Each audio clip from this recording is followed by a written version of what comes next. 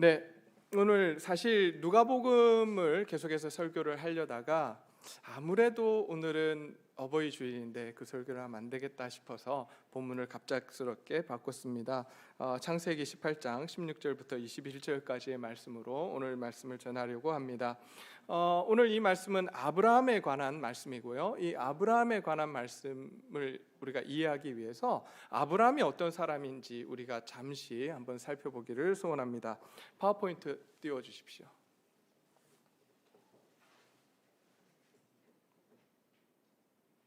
네, 당연히 아시겠죠? 당연히 아실 거라고 믿고 질문을 한번 준비해봤습니다. 아브라함이 하나님의 부르심을 받고 하란을 떠났을 때가 몇 살이었던가요? 네, 75세입니다. 네, 너무 잘하셨고요. 그 다음 한번 보겠습니다. 아브라함이 기근을 피해 내려간 나라의 이름은 이집트, 바로 애굽인데요. 거기서 아브라함이 한 실수가 있습니다. 그 실수가 뭔지 혹시 기억이 나십니까? 네, 아내를 팔아먹은 네, 아주 큰 실수를 하게 되죠. 네, 아내 사라를 누이라고 하고 이집트 왕 바로에게 팔아넘긴 것입니다. 자, 세 번째요. 자, 애굽에서 올라온 뒤 아브라함과 조카 롯은 서로 갈라지게 되는데 롯이 선택한 곳은 어디였습니까? 예, 이쯤 오니까 좀 웅성웅성 이렇게 자, 어디냐면 요단의 온 들판 동쪽입니다. 동쪽, 소돔과 고모라가 있는 요단 들판 동쪽을 선택을 했습니다. 그 다음 문제 한번 볼까요? 조금 어렵긴 한데 소돔에 살고 있던 롯은 그덜라오멜과 그 동맹을 맺은 왕들에 의해 포로로 잡혀가게 됩니다. 그때 아브라함이 집에서 훈련시킨 사병 몇 명을 데리고 단까지 쫓아가서 롯과 모든 사람들과 모든 재물을 되찾았습니까? 라고 하는 겁니다. 몇 명의 군사를 훈련시켰죠? 30명요? 네, 318명. 네, 318명입니다. 네, 자, 그다음. 자, 아내 사라의 권유로 하갈과 잠자리를 하게 한 뒤 아들을 얻게 되는데 그 아들의 이름이 이스마엘이죠. 제가 걱정했던 것보다 훨씬 더 잘하시는 것 같아요. 네, 자, 그럼 요건 좀 어렵습니다. 자, 이스마엘의 뜻은 무엇입니까? 네, 하나님께서 들으셨다라고 하는 뜻입니다. 자, 그러면 이스마엘을 얻었을 때 아브라함의 나이는 몇 살이었을까요? 88? 네, 86세입니다. 86세. 처음 불렀을 때가 몇 세라고요? 75세. 네, 그리고 이 이스마엘을 얻었을 때의 나이는 86세가 됩니다. 자, 그 다음에 하나님께서 아브라함에게 나타나셔서 하나님의 약속을 다시 한번 확인시켜 주시면서 언약의 표로 행하라고 하신 것이 있었습니다. 혹시 그것을 아십니까? 네, 할례입니다. 자, 할례를 행했을 때 아브라함의 나이는 몇 세일까요? 네, 99세입니다. 99세. 자, 99세고요. 자, 하나님의 약속대로 사라를 통해 얻은 아들의 이름이 무엇일까요? 네, 이삭입니다. 너무 잘하시는데, 자, 이삭의 이름의 뜻은 그가 웃다라는 뜻입니다. 웃다. 자, 이때 아브라함의 나이가 몇 살이었을까요? 100세입니다. 100세. 자, 네, 그리고 번외 질문 하나 갑니다. 하나님이 이삭을 번제로 드리라고 한 산의 이름은 혹시 아십니까? 모리아 산이죠. 네. 자, 이 정도는 알고 가야 되겠다 싶어서 준비한 질문들이었습니다. 다 알고 계시죠? 네, 너무 그때 원래 맞추면 제가 사탕을 준비하고 사탕을 드리는데 오늘은 준비를 못했습니다. 자, 오늘 본문의 배경은 이러한 아브라함이 99세 때 일어난 사건을 지금 이야기하고 있습니다. 오늘의 이야기는 아브라함이 몇 세 때 일어난 일이라고요? 99세입니다. 100세가 되어서 이삭을 얻게 되는데 바로 1년 전에 하나님께서 아브라함과 그리고 사라를 찾아가시는 그러한 장면이 지금 오늘 본문 앞쪽에 펼쳐지고 있습니다. 오늘 본문 18장 1절을 보게 되면 하나님께서 만물의 상수리 나무들이 있는 곳에서 아브라함에게 나타나셨다라고 되어 있습니다. 하나님께서 인간의 모습을 입고 아브라함과 사라를 찾아가신 사건입니다.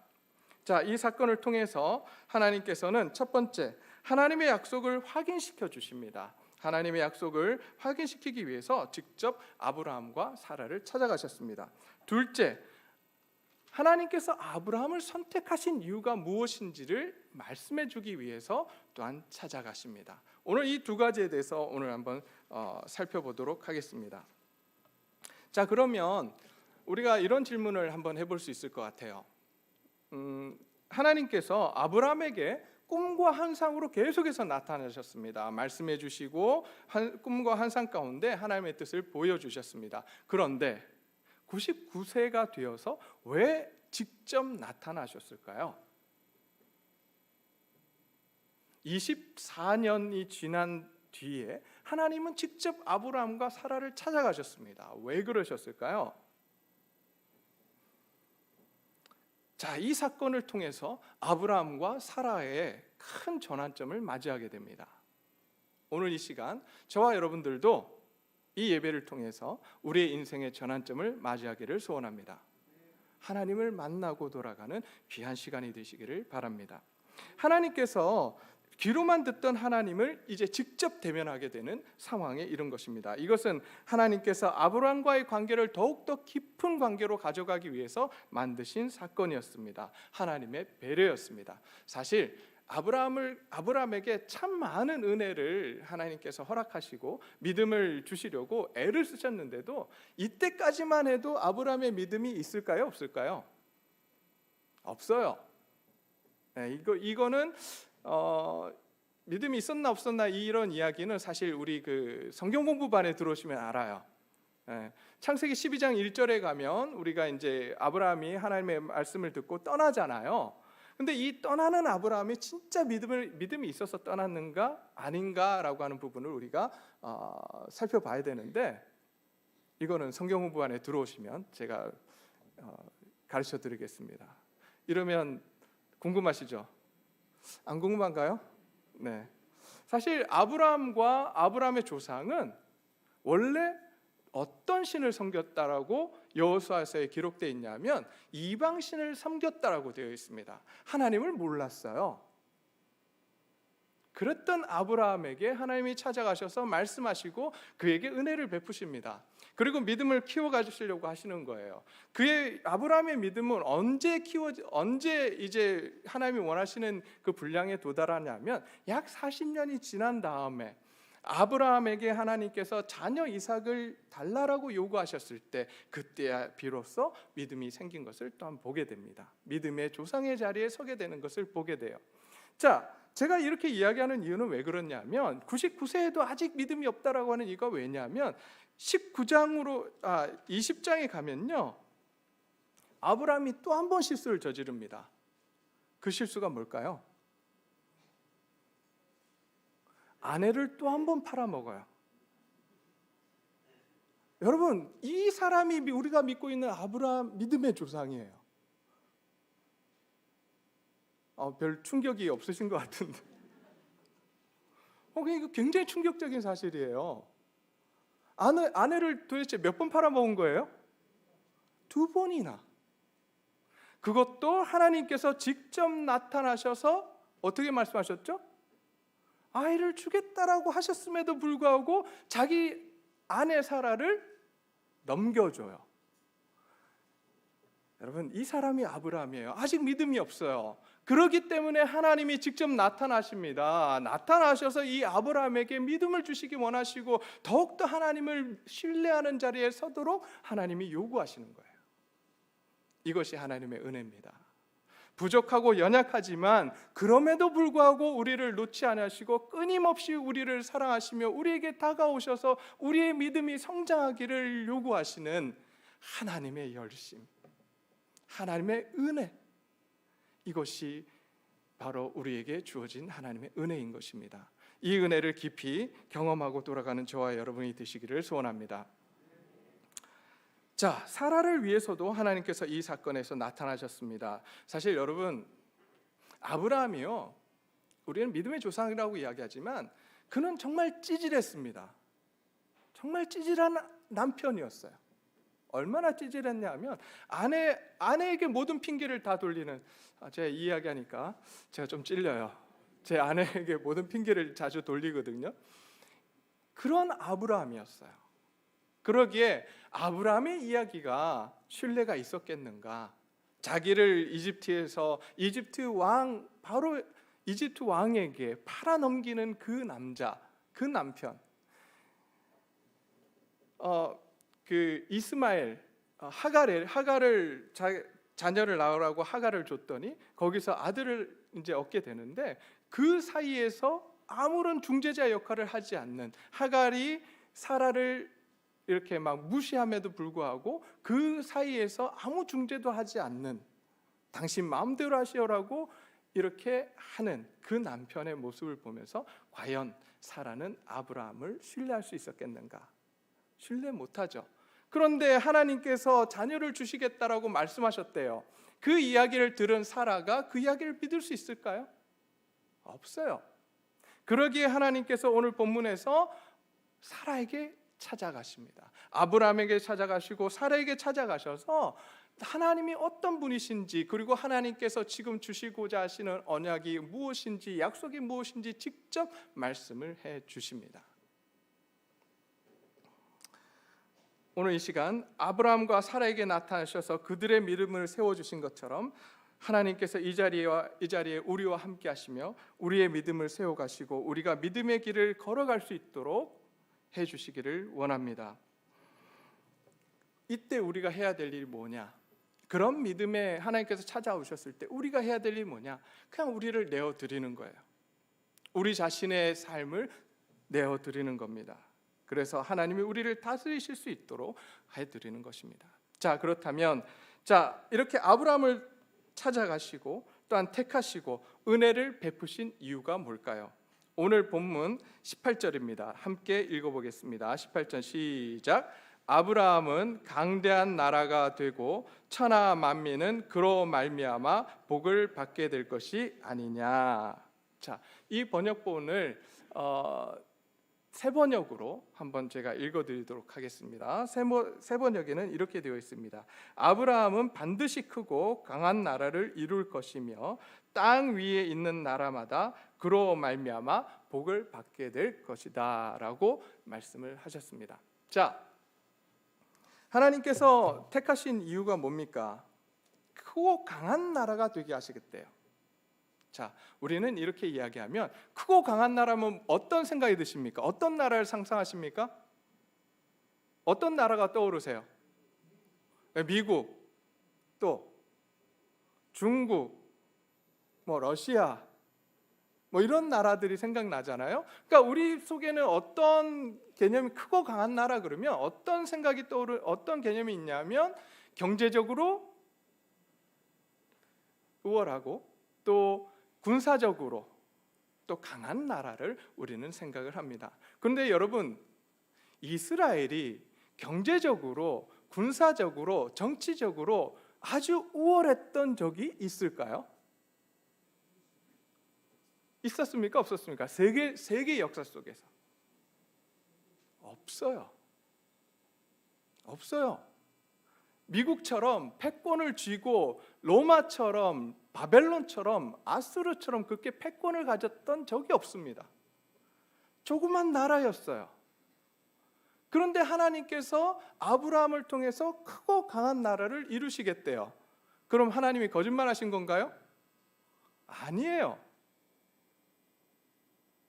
여기서 우리가 크고 강한 나라라고 하는 걸 제대로 알아야 돼요. 여러분, 우리가 생각하는 크고 강한 나라가 하나님이 말씀하시는 크고 강한 나라가 아닙니다.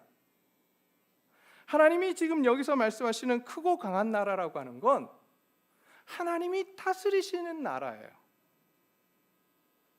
만왕의 왕이 되신 하나님이 다스리는 나라, 천지 만물을 지으신 창조주께서 다스리시는 나라, 그 나라라면 크고 강한 나라예요. 그렇지 않습니까? 왕이 어떤 왕이에요? 만왕의 왕이에요. 창조주예요. 그분이 다스리는 나라인데, 그분이 왕이 되어 있는 나라인데, 그 나라가 왜 크지 않겠습니까? 왜 강하지 않겠습니까? 오늘 이 시간 이 자리에 참석한 저와 여러분들의 가정이 하나님이 다스리시는 가정이 되시기를 소원합니다. 그래서 크고 강한 가정들이 되시기를 바랍니다. 다른 게 크고 강한 게 아닙니다. 하나님이 다스리시는 나라, 하나님이 다스리시는 가정, 그것이 크고 강한 가정이요 크고 강한 나라인 것입니다. 이러한 복을 하나님이 주시겠다고, 이러한 나라를 만드시기 위해서 하나님께서 택하셨습니다. 그리고 여기서 또한 이렇게 말씀하십니다. 복을 주시겠다라고, 천하 만민에게 복을 주시겠다라고 말씀을 하십니다. 자, 그럼 여기서 말씀하시는 하나님의 복은 무엇일까요? 여기서도 우리가 굉장히 오해를 많이 하죠. 그래서 아브라함이 굉장히 큰 부자가 됐대, 하나님의 복을 받아서 큰 부자가 됐대라고 이야기합니다. 성경에서 복을 이야기할 때 경제적인 복을 이야기를 할 때가 있습니다. 하지만 복의 근원을 누구라고 말씀합니까? 성경에서 복의 근원이 누구예요? 복의 근원이 뭐예요? 하나님을 경외하는 거예요. 하나님을 아는 거예요. 그것이 복이라고 이야기합니다. 이 시간 저와 여러분들이 복받는 인생 되기를 소원합니다. 하나님을 깊이 알아가는 저와 여러분들이 되시기를 소원합니다. 그게 진짜 복이에요. 하나님께서는 이 복을 아브라함에게 주시겠다라고 말씀하십니다. 그리고 그를 통해서 땅 위에 있는 나라마다 하나님을 알게 되는 복을 주시겠다라고 말씀을 하고 있습니다. 오늘 이 시간 우리는 예수 그리스도를 통해서 하나님의 자녀가 되는 복을 받았습니다. 권세를 받았습니다. 이제 하나님께서는 우리를 통해서 이 세상 모든 사람들이 하나님을 알게 되기를 간절히 원하고 계십니다. 우리가 복의 근원이 되기를 간절히 소원하고 계시는 것입니다. 우리 동네제일교회 가족들은 모두 복의 근원이 되기를 간절히 소원합니다. 하나님께서 두 번째 이유를 말씀을 하십니다. 19절입니다. 19절 함께 읽어볼까요? 시작. 내가 그로 그 자식과 권속에게 명하여 여호와의 도를 지켜 의와 공도를 행하게 하려고 그를 택하였나니 이는 나 여호와가 아브라함에게 대하여 말한 일을 이루려 함이니라. 아멘. 자, 세 번역으로 다시 한번 제가 왜냐하면 세 번역을 자꾸 지금 오늘 본문에서 이야기하려고 하는 이유는 왜 그러냐면 말씀이 좀 어려워요. 그래서 좀 풀어서 이렇게 번역한 성경 표준 세 번역을 함께 읽어보려고 합니다. 띄워주세요. 내가 아브라함을 선택한 것은, 자, 하나님께서 찍어서 분명하게 말씀하십니다. 내가 아브라함을 선택한 것은 그가 자식들과 자손을 잘 가르쳐서 나에게 뭐하게 하려고요? 순종하게 하고 또 옳고 바른 일을 하도록 가르치라는 뜻에서 한 것이다. 그의 자손이 아브라함에게 배운 대로 하면 나는 아브라함에게 약속한 대로 다 이루어 주겠다라고 말씀을 하십니다. 자, 그러면 하나님께서 아브라함을 선택하신 이유가 뭡니까? 뭐 하시기 위해서요? 뭐 하시기 위해서요? 누구를 잘 가르치라고 선택하셨어요? 자녀와 자손을 잘 가르치라고 선택하셨습니다. 다시 이야기하면 부모로 부르신 거예요. 하나님이 아브라함에게 원하시는 건 위대한 세상을 구하는 위대한 일을 하라고 부르신 것이 아닙니다. 그보다 더 위대한 일을 하라고 부르셨습니다. 그게 뭐예요? 자녀를 가르치는 일이에요. 부모로 부르셨습니다. 근데 우리는 믿음 생활을 한다고 하면서 부모로 부르심을 몰라요. 우리가 잊어버렸어요. 잊어버렸거나 아니면 몰라요. 하나님께서 제일 먼저 부르신 부르심이 뭐냐면 부모로서의 부르심입니다. 이게 굉장히 중요합니다. 저와 여러분들이 부모로 부르심을 받았습니다. 아멘을 안 하시는. 여러분, 신약 성경에 보면 지상 대명령이 있습니다. 아시죠? 아십니까?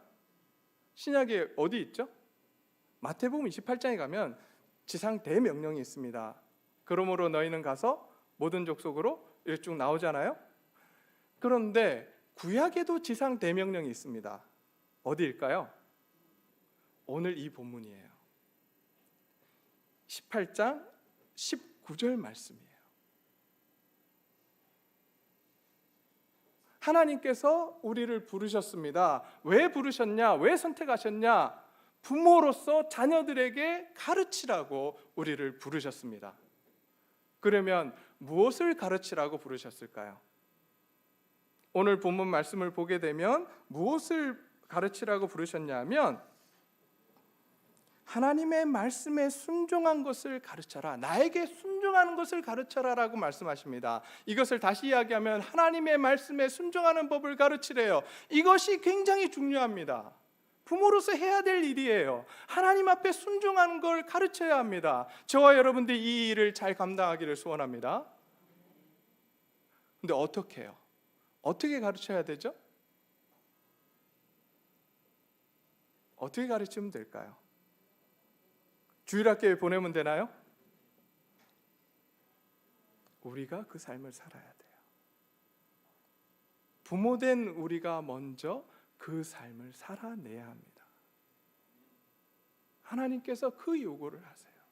아브라함에게 그렇게 말씀하십니다. 아브라함에게 먼저 네가 살아내라고 하십니다. 그리고 그것을 자녀에게 보여주라고 말씀하십니다.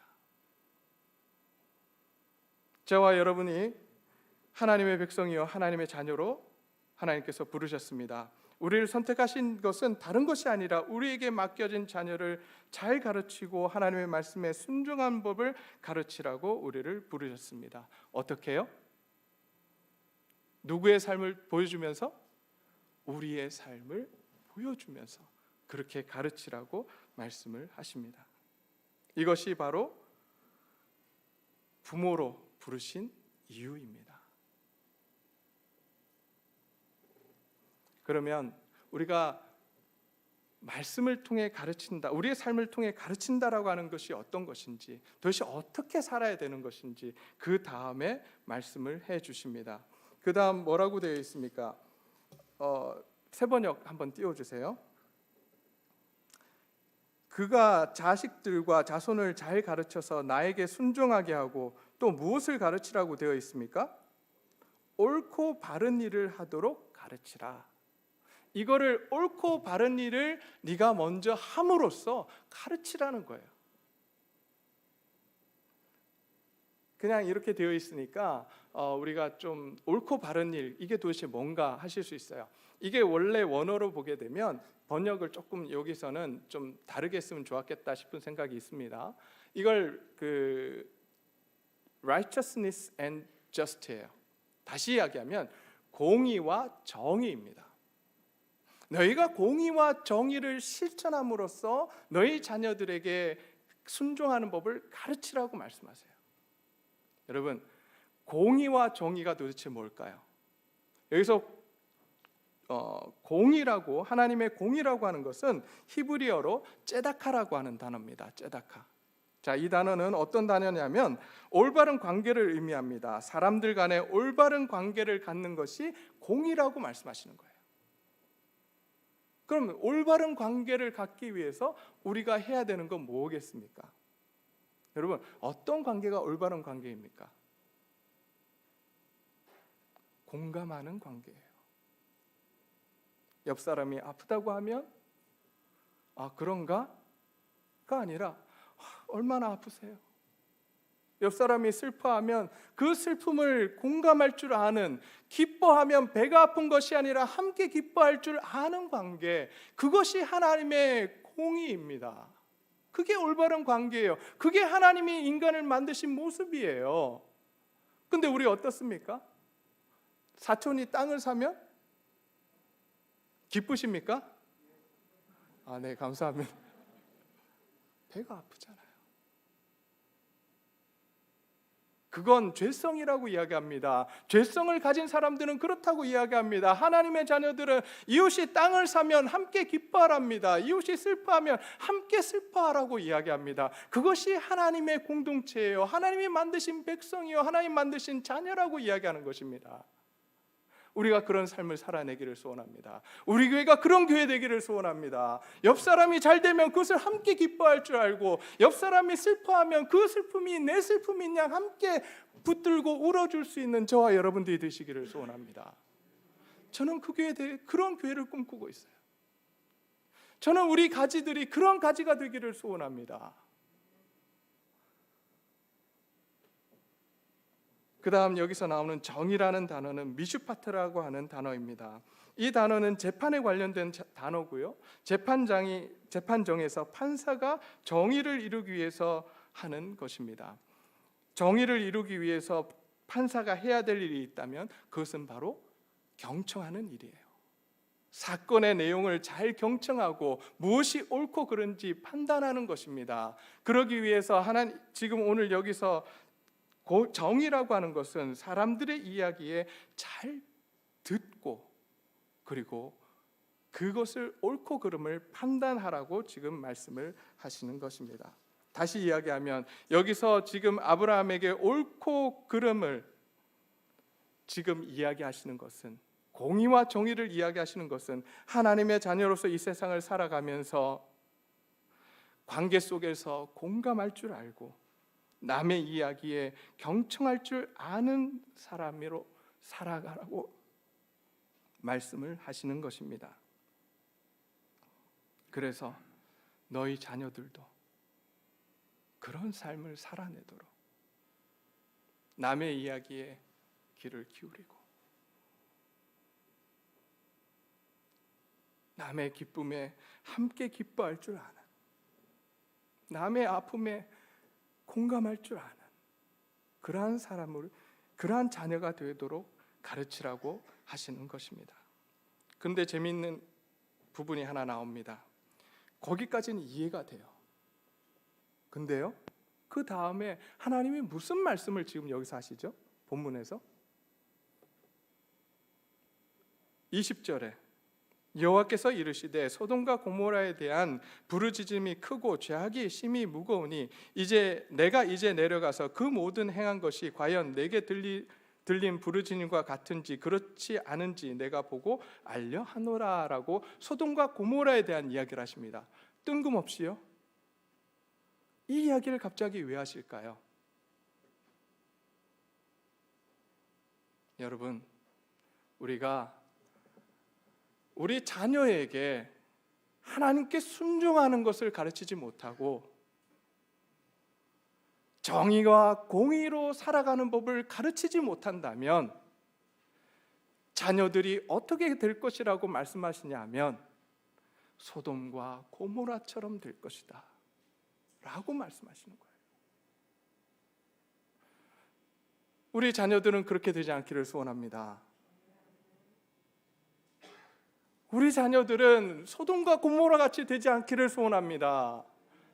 그러기 위해서 아브라함이 해야 될 일, 그러기 위해서 우리가 해야 될 일은 먼저 하나님 앞에서 우리가 순종하는 삶을 살아가고 정의와 공의를 실천하는 삶을 살아감으로써 우리 자녀들에게 보여줘야 됩니다.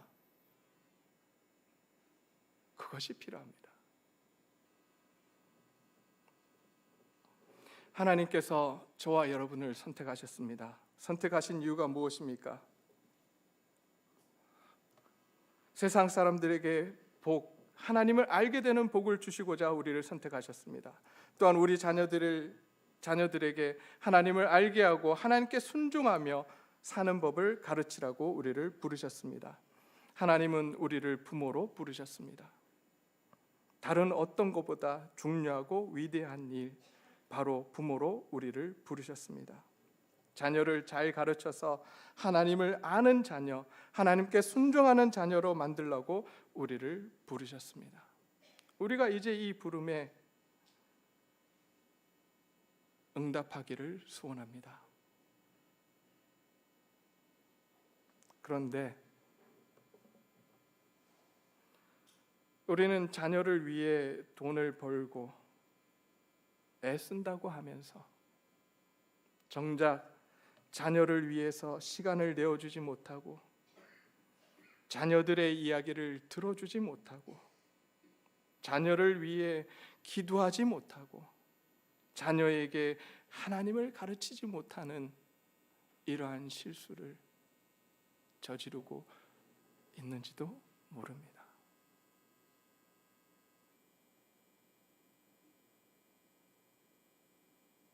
이제 우리 하나님 앞에서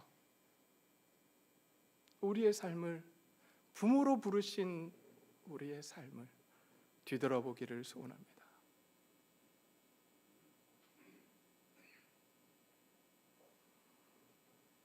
내 나름대로 열심히 살려고, 자녀를 잘 키우려고 노력했습니다.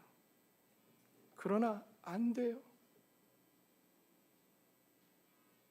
잘 안 돼요. 그러기에 우리는 이제 참 부모 되신 하나님 앞에 나아가야 합니다. 그리고 참 부모 되신 하나님께 우리의 인생을 맡기고 우리의 자녀의 양육을 맡겨야 합니다. 참 부모 되신 하나님께 우리의 자녀를 맡긴다는 것은 우리의 손을 놓는 것이 아닙니다. 오히려 더욱더 하나님 앞에 매달리는 것입니다. 오히려 더욱더 하나님의 말씀에 우리가 순종하는 것입니다. 더욱더 자녀를 위해 기도하는 것입니다. 이 시간 하나님 앞에서 결단하는 시간을 가졌으면 좋겠습니다. 하나님께서 명령하신 부모로서의 사명을 잘 감당하고 옳고 바른 일을 하며 살아가겠노라고 우리 이 시간 고백하기를 소원합니다. 그런데 여러분 그거 아세요? 하나님께서 아브라함에게 이 명령 주셨잖아요. 이 사명 주셨잖아요. 살아냈을까요? 못 살아냈을까요? 못 살아내요. 어쩌면 우리의 모습과 동일합니다. 못 살아내요. 그런데 여러분 기억하십시오. 그 아브라함을 하나님이 놓지 않으십니다. 그 아브라함을 하나님이 놓지 않으시고 믿음의 조상의 자리까지 올리셨어요. 오늘 이 시간 저희들도 마찬가지예요. 우리가 부모로서의 모습을 제대로 감당하지 못했어요. 그러나 여러분 기억하십시오. 하나님이 우리를 놓지 않으십니다. 부모로서 부르신 사명을 감당하도록 우리를 놓지 않으시고 우리를 훈련시키시고 우리와 함께하고 계십니다. 우리의 부족함에도 불구하고 우리가 그 사명을 잘 감당할 수 있도록 우리를 붙들고 계시는 그 하나님의 은혜에 우리가 기대기를 소원합니다. 오늘 이 시간 그 하나님 앞에 나아가기를 소원합니다. 이 시간 우리 함께 찬양하기를 원합니다. 그럼에도 불구하고 나를 사랑하시는 그 하나님, 그럼에도 불구하고 날 안아주시는 하나님, 그 하나님을 아버지라고 부릅니다. 우리 이 시간에 이렇게 하나님을 찬양하기를 소원합니다.